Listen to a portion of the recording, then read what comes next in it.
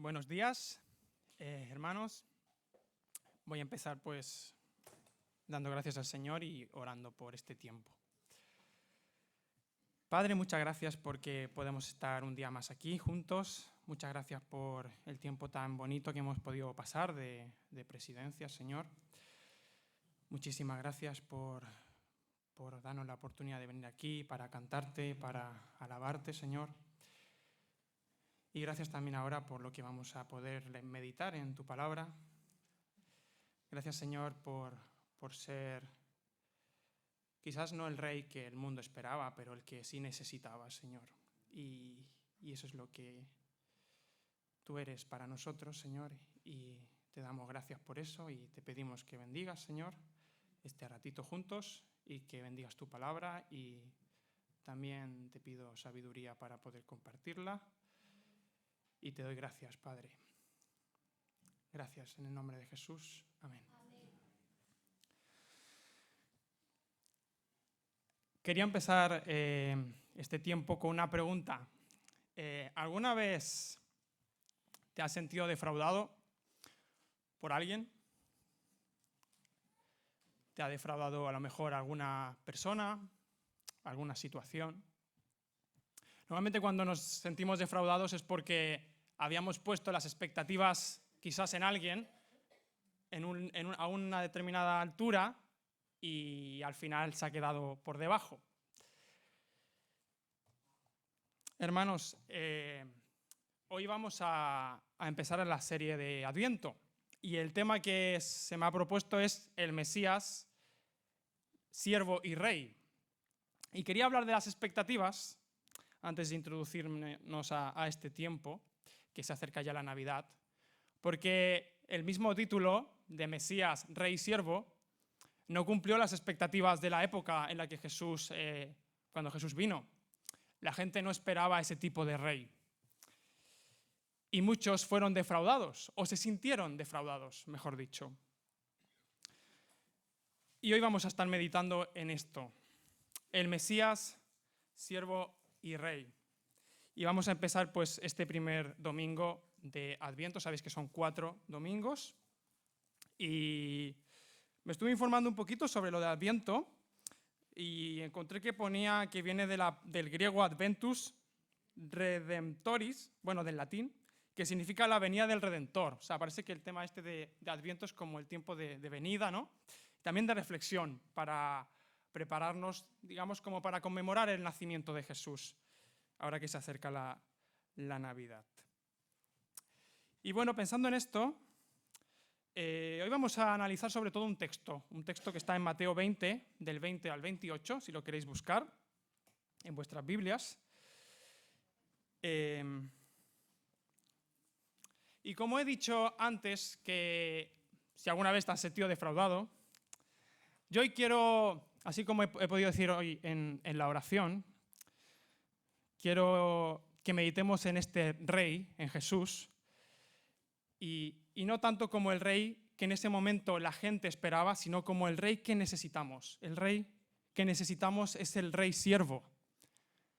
Ese es el rey que es Jesús, y es el que necesitamos nosotros, y es el que necesita el mundo. Es la clase de rey que necesita el mundo. Y vamos a ver, en base a este pasaje, los motivos por los cuales necesitamos que Jesús sea rey siervo. Los motivos por los cuales el mundo necesita que Jesús sea rey siervo. Vamos a leer el texto, está en Mateo, capítulo 20, versículos del 20 al 28. Dice así, voy a leerlo en la versión de las Américas. Entonces se le acercó la madre a Jesús de los hijos de Zebedeo con sus hijos, postrándose ante él y pidiéndole algo. Y él le dijo, ¿qué deseas?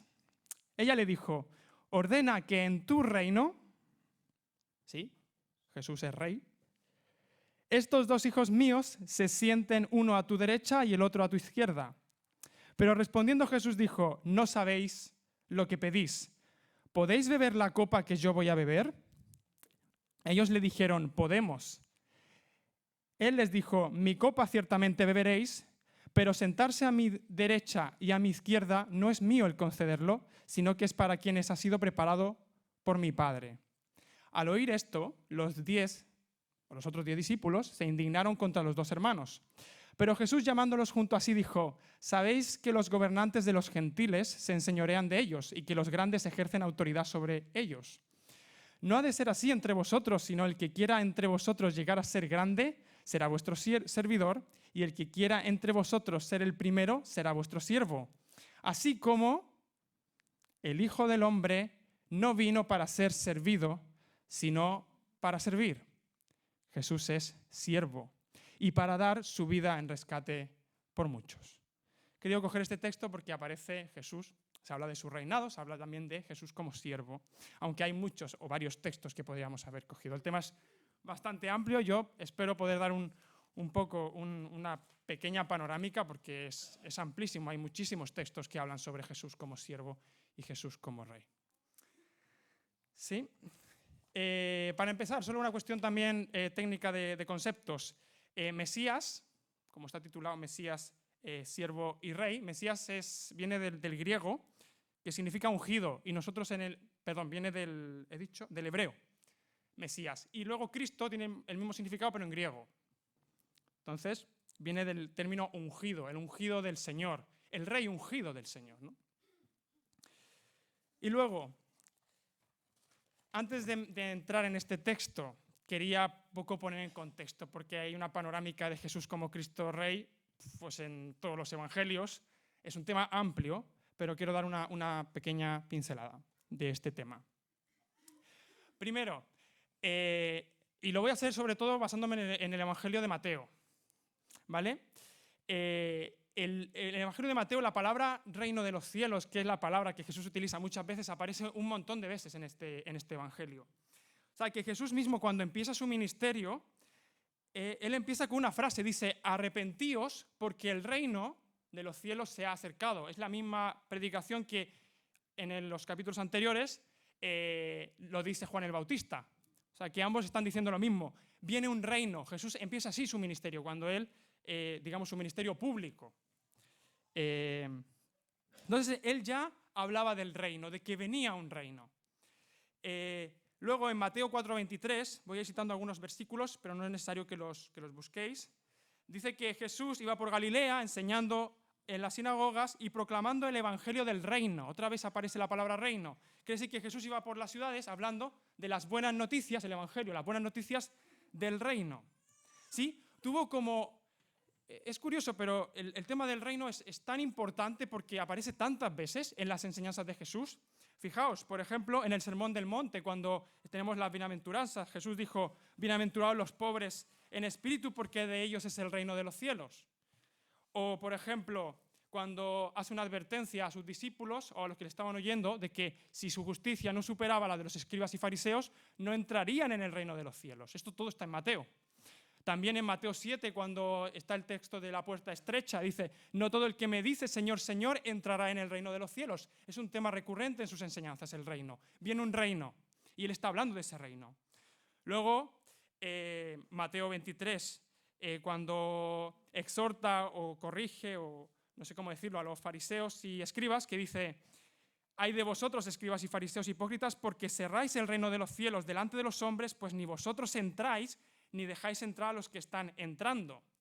También en el mismo Evangelio de Mateo tenemos al menos encontrado 7 parábolas, que son las parábolas que se conocen como las parábolas del reino, donde Jesús empieza a decir: «El reino de los cielos es semejante a», «el reino de los cielos es semejante a». Al menos 7 parábolas he encontrado. O sea que si yo analizamos a Jesús como rey, analizando un montón de textos de Mateo, pues vemos que es un tema muy recurrente. Jesús hablaba de un reino que venía. Esa fue su enseñanza, digamos, una de sus enseñanzas principales. Luego, ¿cómo fue esto y cómo lo recibieron los de su época? Había una expectación en la época de Jesús sobre un rey que iba a venir, un rey prometido del linaje de David, porque estaba profetizado, prometido en el Antiguo Testamento. Y uno de los textos que me llamó mucho la atención, hemos hablado de Jesús como el que anuncia un reino que viene, pero ahora quiero que nos centremos un segundo en el rey, en Jesús como ese rey.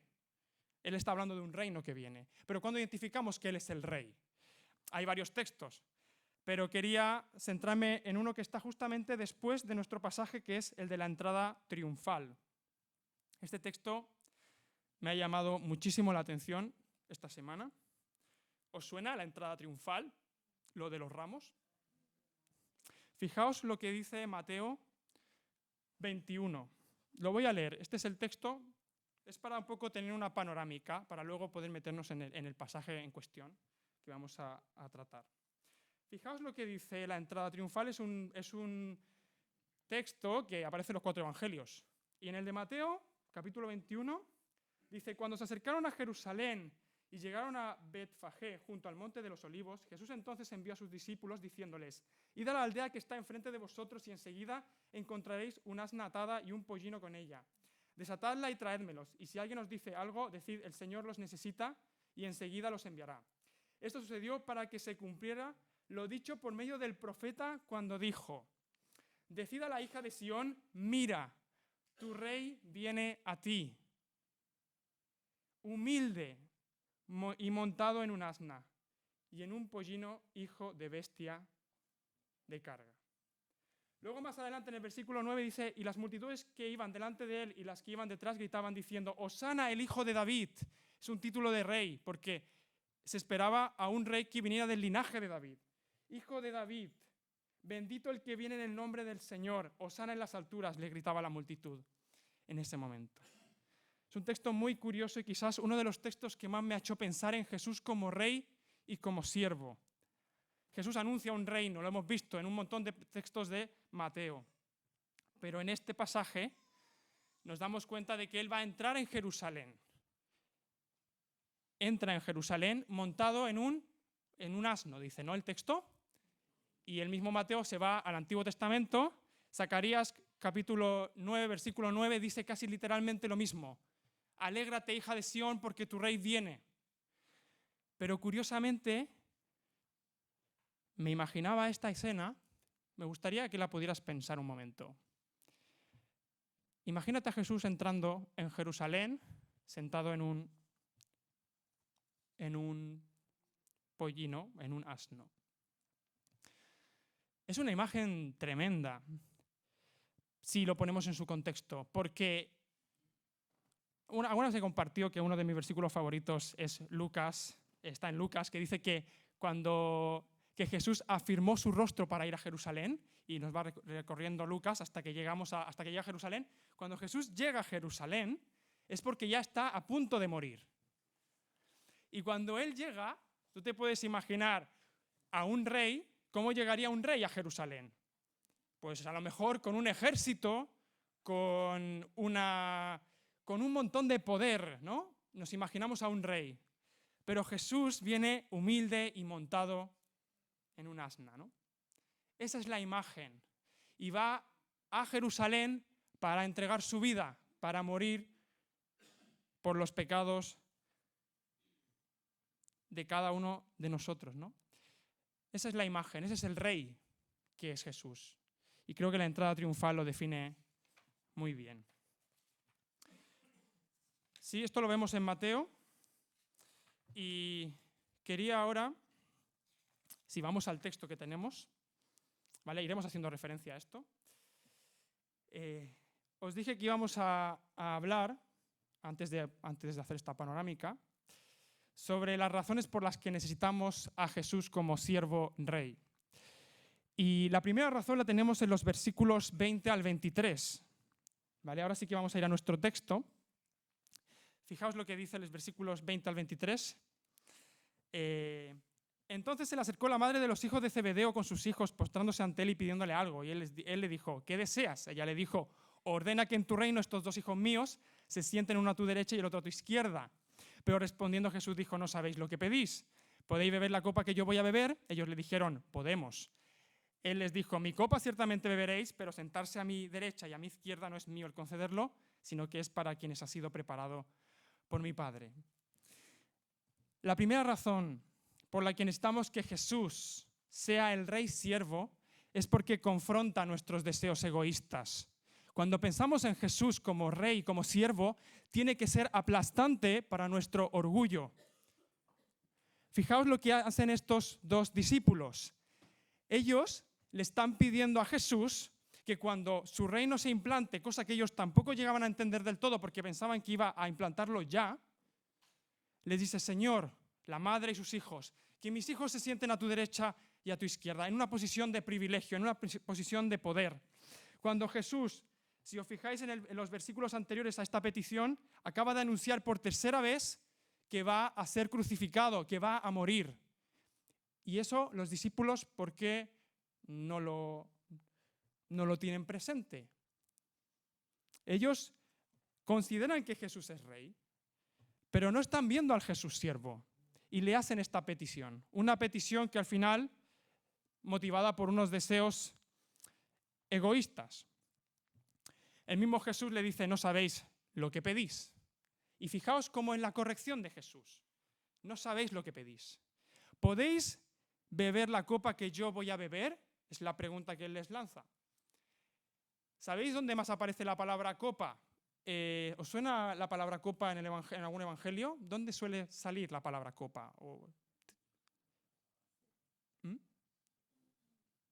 No escucho. ¿En Lucas? Javi, dilo más fuerte. Vale, pero ¿y en qué contexto? Vale, en la Santa Cena sí.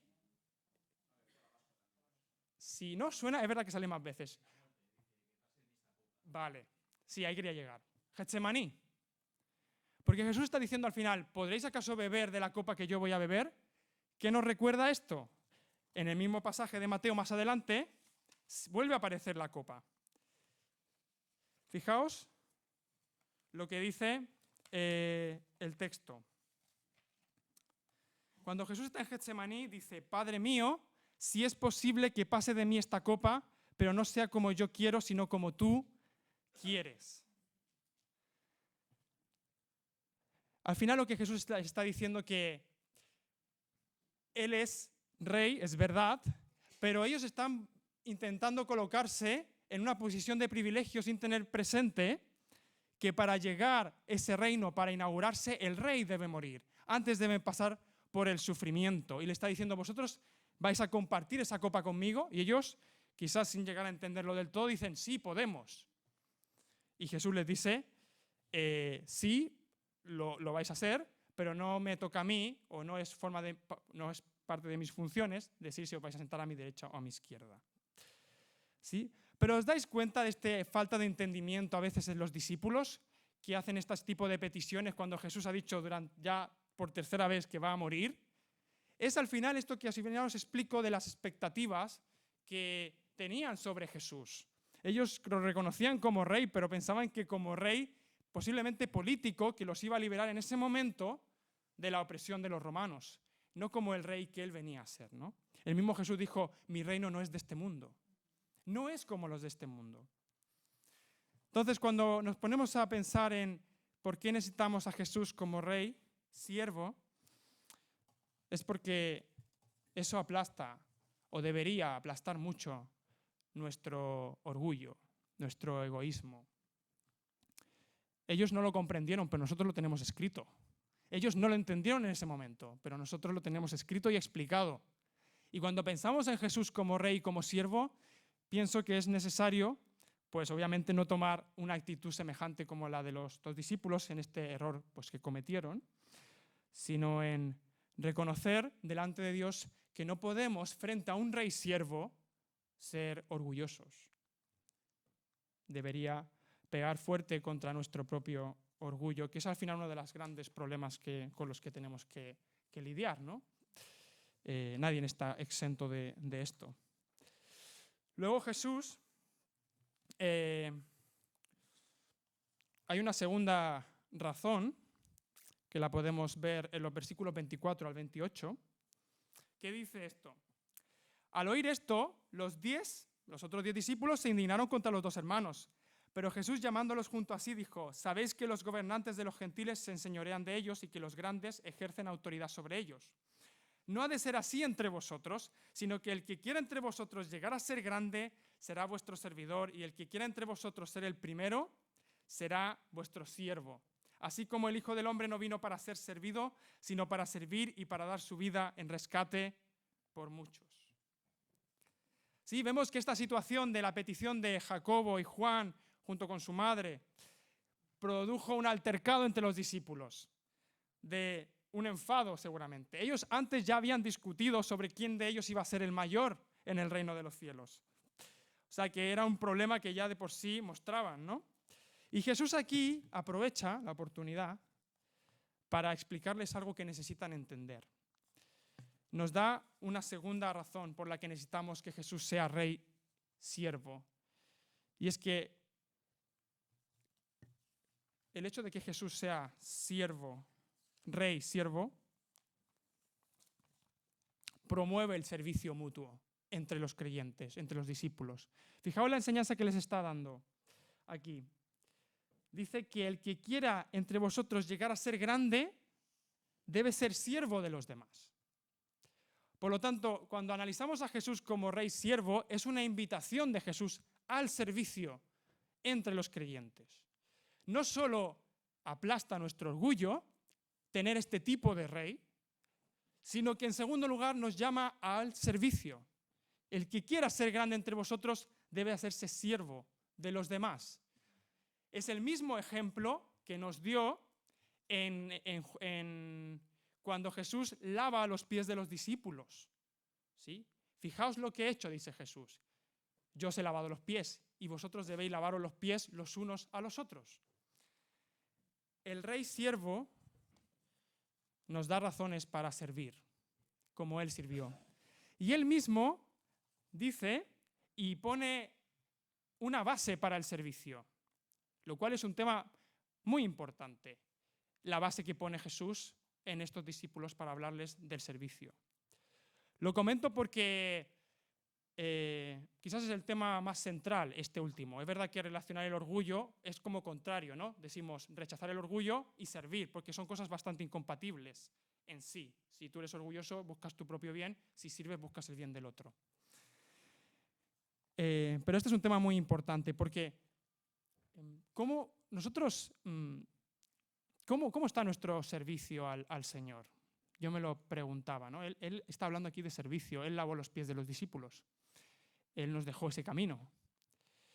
Y Jesús, fijaos que normalmente no dice las frases tipo, tienes que servir, y ya está. Él pone un fundamento debajo de este servicio, pone un fundamento muy fuerte, porque él dice que deben servir, pero así como el Hijo del Hombre no vino para ser servido, es el último versículo, 28, sino para servir y para dar su vida en rescate por muchos. O sea, Jesús está diciendo que tienen que servirse los unos a los otros, poniendo como base su propio ejemplo. Él vino a este mundo como rey, pero no para ser servido, sino para servir y para entregar su vida en rescate por muchos. Hay dos razones por las que necesitamos a este Jesús, rey siervo. Él aplasta nuestro orgullo, debería aplastar nuestro orgullo,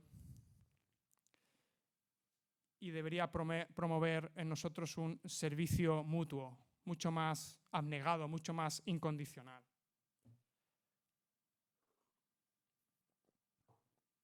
Y hay una tercera razón, que ya un poco la he comentado, pero es la última razón, que la encontramos en este versículo que acabo de citar. Les ha dado un ejemplo de servicio, pero en el versículo 28 dice esto que he leído: así como el Hijo del Hombre no vino para ser servido, sino para servir y para dar su vida en rescate por muchos. Necesitamos a este rey siervo porque hay una tercera razón, y es porque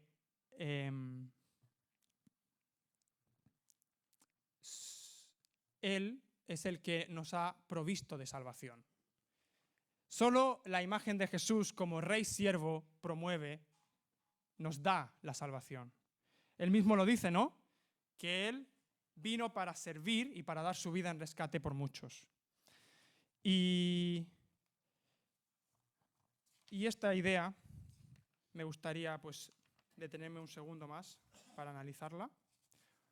Proporciona salvación eterna. Al final, podemos ver que ver a Jesús como siervo rey, como rey siervo, que a veces cantamos, ¿no? Aplasta nuestro orgullo, nos invita al servicio y nos da salvación eterna. Un rey que no sea siervo no nos hubiese dado nada de esto. ¿No entendéis? No hubiese dado nada de lo que estamos hablando aquí. ¿Qué rey muere por su pueblo? Ninguno. ¿Qué rey lava los pies de sus servidores? Ninguno. Pienso que a veces me da la sensación de que el ejemplo que tenemos en Jesús es tan grande y a veces nos quedamos tan cortos con lo que podemos hacer o con lo que hacemos. Él dio su vida por nosotros, nos dio salvación. Y creo que cuando recordamos la Navidad, cómo Él vino como ese rey siervo, pues es necesario también que podamos pensar en esto. En la Navidad nos debería producir humildad, dejar a un lado el egoísmo, ser más serviciales y valorar más la salvación que tenemos, ¿no? en Él. Este es un poco el mensaje que he querido compartir con vosotros en base a este pequeño relato, así un poco accidental, de los hijos de Zebedeo, pero creo que es muy importante y deja muy claro el problema de cuando no vemos a Jesús como siervo rey. Caemos o podemos caer en estos errores, ¿no? Como los que ellos cayeron y otros más. Y eso como conclusión, pues lo que he dicho, y quería dejarlo simplemente con esta reflexión. Podemos acabar orando ¿vale? Y luego supongo que será la votación, no sé cómo, ya. Dani. Bueno, oro y acabamos, ¿vale?